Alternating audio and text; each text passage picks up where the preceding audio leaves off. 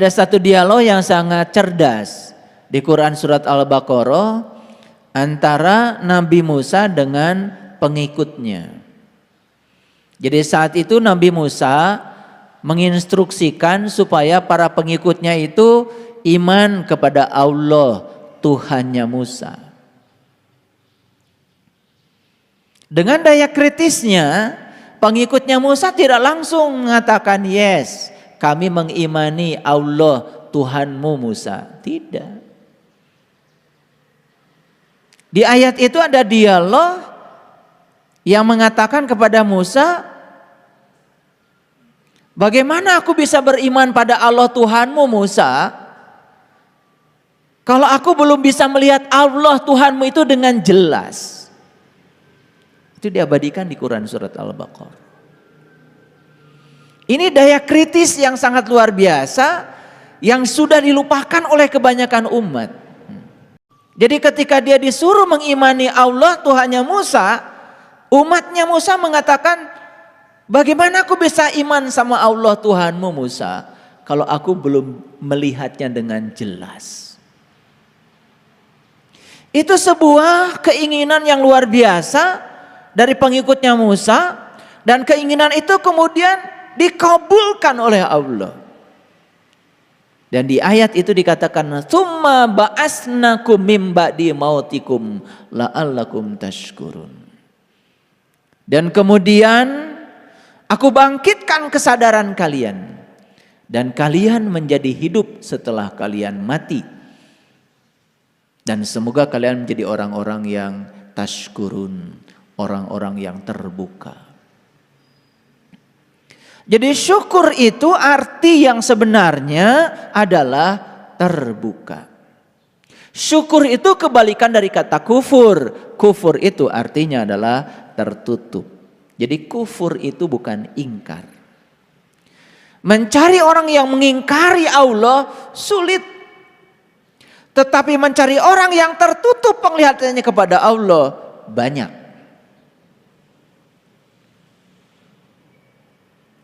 Jadi jangan heran kalau di Quran dikatakan orang yang bersyukur itu jumlahnya sangat sedikit. Qalilam ma tashkurun. Qalil dalam bahasa Arab itu artinya 1%.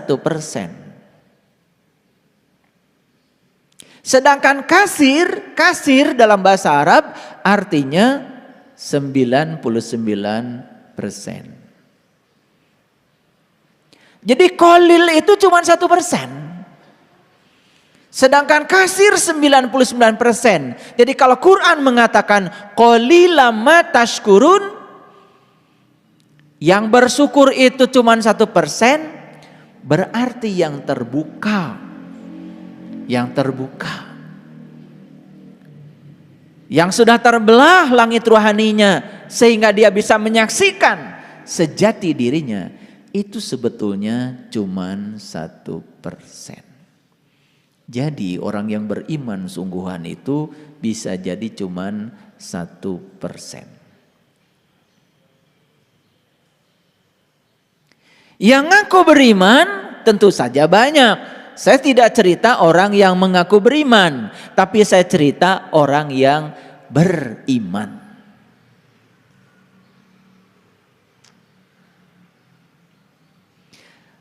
Ada ayat yang lebih mengerikan lagi. Di surat Al-Waqiah dikatakan sullatum minal awwalin wa qalilum minal akhirin. Jadi yang 1% ini awalnya banyak. Dan yang 1% ini akan disaring lagi. Akhirnya menjadi qalil dari qalil. Paham ya? Supaya gampang pakai matematik deh. Kalau orang beriman ini 1000, 1% dari 1000 berapa? 10. Jadi kalau 1.000.000 itu ya, manusia yang beriman itu qalil.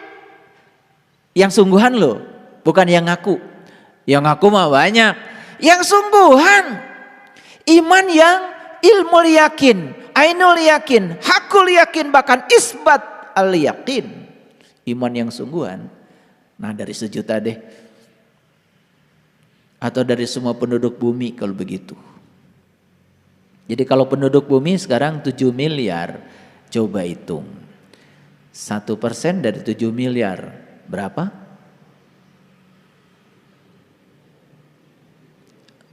7 juta. Oh jangan salah nih matematik. Nah sekarang 1% lagi dari 7 juta. Berapa?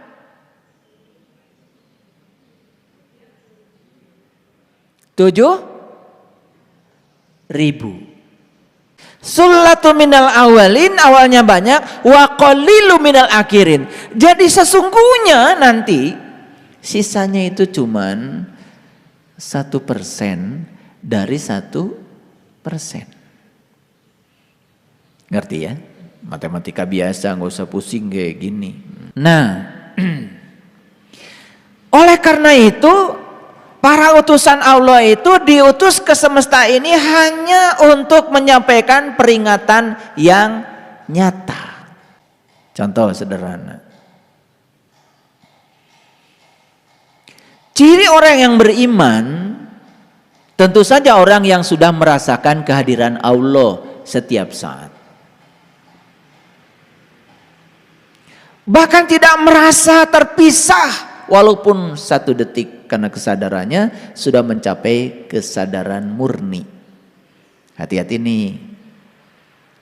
Ada orang yang bilang sama saya, "Ayah guru, saya kadang sadar, kadang nggak sadar." Sebetulnya kamu tuh belum sadar. Jadi kalau kita kadang sadar, kadang tidak sadar, itu pengakuan kita saja. Aslinya itu sebetulnya belum sadar. Karena orang yang sudah sadar, murni kesadarannya tidak mungkin terjebak oleh sadar dan tidak sadar. Karena di Quran itu tidak ada kata-kata iman itu bertambah dan berkurang, gak ada ayatnya. Yang ada itu Walladzi anzala sakinata fi qulubil mu'minin liyazdadu imanan. Jadi saya tidak menemukan ayat di Quran yang mengatakan iman itu kadang bertambah, kadang berkurang. Nah yang kadang bertambah, kadang berkurang itu karena kitanya ngaku iman aja, belum iman beneran. Yang iman beneran terus bertambah. Perhatikan kata-kata saya. Yang sadar beneran tidak mungkin kadang sadar, kadang tidak sadar. Yang kadang sadar, kadang tidak sadar itu rarasaan. Rarasaan teh sadar, nanti rarasaan teh sadar, padahal aslinya sebetulnya belum sadar. Maka mereka yang sudah mencapai kesadaran murni tidak mungkin terjebak oleh kadang sadar, kadang tidak sadar, kadang nambah, kadang kurang, gak ada. Yang imannya suka kadang nambah, kadang kurang, itu karena rarasaan teh geus iman. Paham ya? Awas, ini jangan sampai kecele ya, ngaku-ngaku gitu. Nah, orang yang sadar nih, ngerti sadar. Makanya sering disebut hidupnya itu sudah meditatif, itu bahasa kerennya. Hidupnya itu sudah meditatif. Meditatif berasal dari kata meditasi. Pernah lihat orang meditasi? Duduk bersila, punggungnya tegak, pinggangnya tegak, lehernya tegak, pandangan lurus ke depan, ditutup mulutnya, ditutup matanya. Itu meditasi? Yes. Tetapi orang yang sedang meditasi semacam itu belum tentu hidupnya meditatif. Itu meditasi formalnya ya seperti itu, latihannya seperti itu. Kalau ada latihan pasti ada praktek dong. Kalau ada latihan ada pertandingan dong. Nah, pertandingannya itu tidak terjadi di situ. Makanya orang yang meditatif itu adalah orang yang ketika dia melakukan aktivitas apapun itu dalam keadaan sadar. Itulah yang disebut dengan ulul albab. Makanya prosesnya itu adalah untuk dapat ulul albab, kata Quran, itu harus mendengar. Alladzina yastami'unal qaul, dan orang-orang yang mau mendengar. Jadi beruntung nih para sahabat yang masih mau memasangkan telinga untuk mendengar. Karena itu kunci awalnya hidayah. Fayattabi'una ahsanahu. Tapi tugas berikutnya setelah mendengar apa? Mengikuti yang terbaik. Ulaika hadahumullah. Kalau setelah mendengar itu mengikuti, maka dia akan mendapatkan akan mendapatkan hidayah. Ulaika hum ulul albab, maka puncaknya hidayah dia menjadi ulul albab. Nah, siapa ulul albab itu? Adalah orang yang berdiri, duduk dan berbaring selalu ingat kepada Allah. Ingat kepada Allah berarti selalu merasakan kehadirannya. Tidak ada rasa keterpisahan dengan dia. Itu yang disebut dengan hidupnya sudah meditatif. Paham? Oke, sekarang saya mau nanya nih. Nih kalian duduknya meditatif nggak? Ya disebut meditatif kalau sadar sedang duduk. Sadar nggak sekarang sedang duduk? Nah, itu meditatif. Makanya ketika sedang duduk, nikmati. Ketika sing siremen, nikmati aja. Jadi pengamat bagi diri sendiri. Nanti juga hilang, nikmati aja. Jangan cengeng, baru duduk sebentar, cara rangke. Sadari aja. Ketika cangkel, jadi pengamat saja. Itu namanya duduknya meditatif. Sekali lagi, sadar nggak sekarang sedang duduk? Nah, itu namanya meditatif. Pertanyaan berikutnya, sadar nggak kenapa bisa duduk? Kehadiran Allah. Terlalu jauh jawabannya. Sadar bahwa sekarang saya sedang duduk. Mengapa saya bisa duduk? Karena saya tinggal di bumi. Karena di bumi ada gaya gravitasi bumi. Dapat dahti leleti kurang cicing di dia. Coba kita pernah tinggal di tempat lain, di angkasa luar, hese diuk teh. Kita sekarang masukkan kopi, nyeduh kopi, ngambil air panas, kocek-kocek, geluk. Seorang astronot di luar angkasa hayang kopi harus menciptakan dulu namanya gelas anti gravitasi. Kopi nanti lelempangan. Bayangkan oleh Bapak Ibu betapa repotnya kalau kita masak di ruang angkasa. Katelna hiber, minyaknya di mana? Ayo. Karena kita tuh nggak pernah sampai situ kesadarannya. Makanya kesadaran setiap orang berbeda-beda. Saya tanya tadi, sadar nggak sedang duduk? Sadar. Sadar nggak kenapa bisa duduk? Kalau tahu kita bisa duduk karena kita ditarik oleh bumi, oleh gaya gravitasi. Sebetulnya kita pun menarik bumi. Kita dan bumi itu tarik menarik. Itu yang disebut dengan gaya gravitasi Newton. Besarnya gaya kita pada bumi sama dengan besarnya gaya bumi pada kita. Disebutnya gaya aksi reaksi. Disebutnya hukum ketiga Newton. Pernah belajar? Kakarang ngadenge. Dulu pernah belajar di SMA tapi ngemerhatikan. Padahal ini kan hukum alam. Sebetulnya tidak ada hukum Newton, yang ada tuh hukum alam, hukum Allah. Cuma karena Newton pernah menemukan kesadaran ini untuk menghormatinya, sebutnya itu hukum Newton.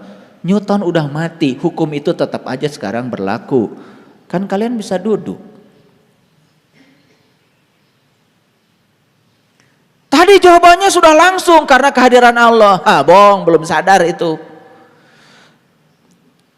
Terus bertahap sampai suatu saat bisa sampai pada kesimpulan bahwa kehadiran gaya gravitasi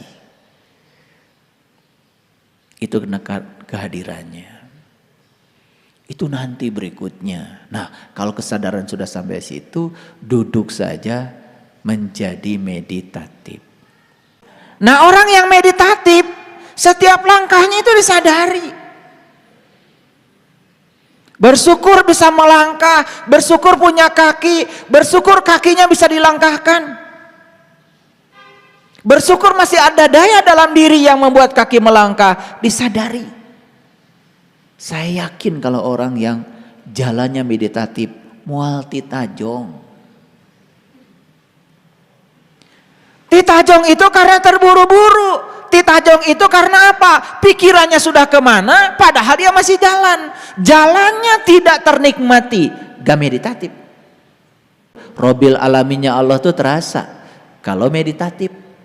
Makanya kenapa Nabi Muhammad bilang kalau lagi makan jangan sambil ngobrol. Sebetulnya kan supaya meditatif, supaya dirasakan, ya.